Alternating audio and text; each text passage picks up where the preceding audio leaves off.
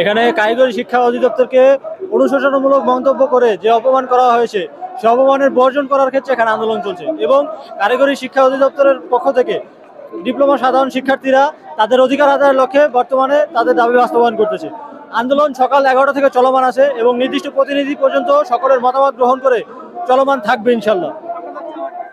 আমাদের চাওয়া হচ্ছে মূলত যে 4 দফা উপস্থাপন করা হয়েছে, 4 দফা বাস্তবায়ন করতে হবে। ডিপ্লোমা শিক্ষার্থীদের 10ম গ্রেড কোটা, এটা 1997 সাল থেকে সংবিধান হিসাবে গ্রহণযোগ্যতা পেয়ে আসছে, তাই সেই হিসাবে এটা গ্রহণযোগ্য থাকবে। এবং বাংলাদেশের যেই নিয়মনীতি, তথাকথিত নিয়মনীতি বাংলাদেশে যে চলমান আছে, এটা বহালবত থাকতে হবে।